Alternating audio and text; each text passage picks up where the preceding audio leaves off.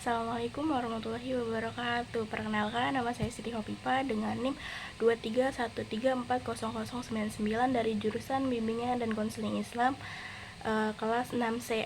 Di sini saya akan membuat learning journal kelima pada mata kuliah Public Speaking yang diampu oleh Pak Adi. Nah, jadi pada pertemuan kelima ini kita membahas tentang public speaking dan mengenal macam-macam profesi pada public speaking. Nah, jadi pada pertemuan 5 kemarin itu kita presentasi dan membahas tentang itu. Di sini ada definisi public speaking. Apa sih yang dimaksud dengan public speaking? Jadi public speaking itu kemampuan menyampaikan gagasan, informasi atau pesan kepada audiens secara lisan dengan cara yang jelas, terstruktur dan mudah dipahami. Keterampilan ini penting dalam berbagai kegiatan seperti presentasi, penyuluhan, ceramah, maupun komunikasi profesional karena membantu seseorang menyampaikan ide secara efektif dan membangun interaksi dengan pendengar. Terus kemampuan public speaking juga berkaitan dengan depan umum seperti MC, presenter, motivator, guru atau dosen, penyuluh, konselor, dan trainer. Terus profesi-profesi tersebut itu tentu memerlukan kemampuan public speaking yang baik dan bagus. Nah, terus pada macam-macam profesi public speaking itu yang tadi saya sebutkan. Terus MC, apa sih yang dimaksud dengan MC? Jadi kayak master yang berarti tuan rumah, kepala, pemimpin, orang yang mempunyai kekuasaan seremoni yang berarti upacara. Jika tidak terjemahkan secara harfiah, master of ceremony adalah tuan rumah atau pemimpin. Jadi yang dimaksud dengan MC itu berarti adalah tuan rumah atau pimpinan gitu. Jadi kayak MC itu yang memimpin sebuah acara semisal gitu tuh. Terus ada faktor yang harus dimiliki seorang pembawa acara atau MC dalam menunjang tugasnya, yaitu memahami betul isi pesan yang akan disampaikan, menguasai bahasa yang akan digunakan dengan pengertian bahasanya harus mudah dimengerti oleh hadirin, terus memiliki kepribadian yang menarik yang dapat diwujudkan dalam bentuk suara yang lancar berbicara, tidak memiliki cacat vokal, dan memiliki kondisi fisik yang prima atau sehat. Jadi faktor yang dimiliki atau kayak yang harus dimiliki oleh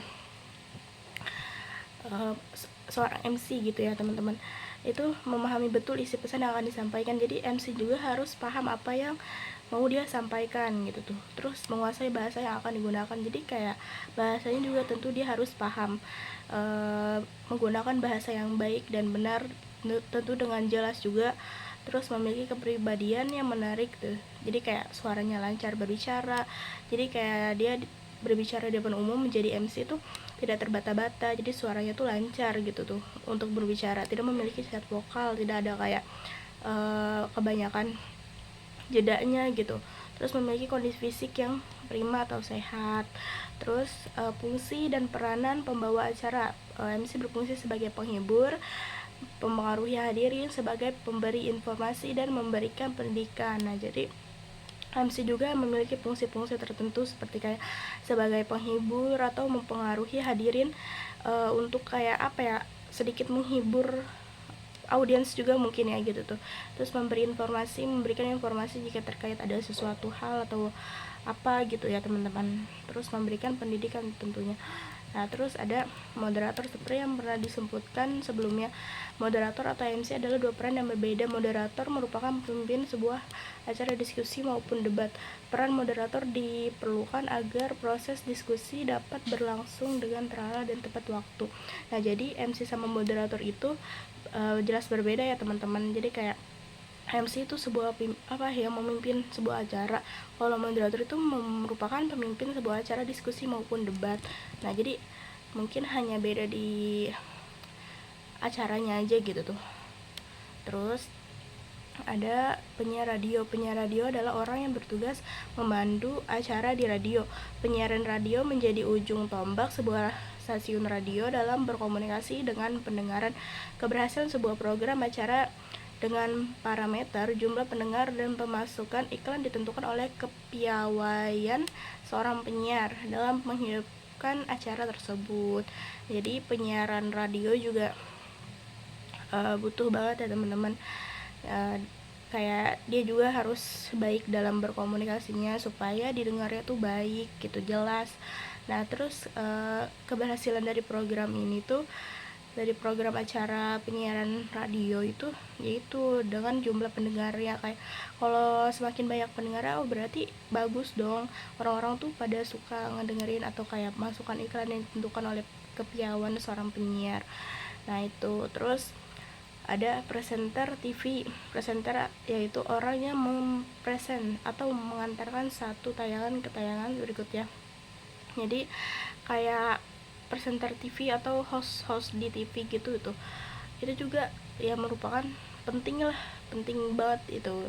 Nah terus ceramah. Nah retorika berasal dari bahasa Yunani retor, yang dalam bahasa Inggris sama dengan orator, artinya orang yang mahir berbicara di depan umum.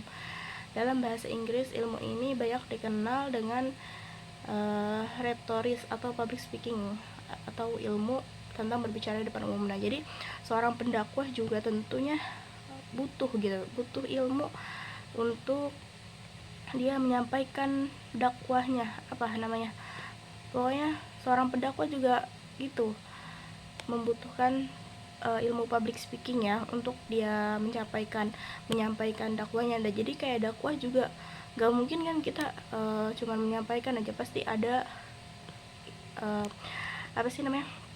ini tertentu gitu tuh. Terus ada udah kesimpulan teman-teman. Nah jadi kesimpulan pada pertemuan kelima itu, public speaking merupakan kemampuan penting dalam menyampaikan gagasan, informasi atau pesan kepada audiens secara lisan dengan jelas dan terstruktur. Jadi kayak enggak secara lisan juga bisa teman-teman. Jadi kayak kita menggunakan kan bahasa isyarat juga termasuk dengan public speaking gitu tuh.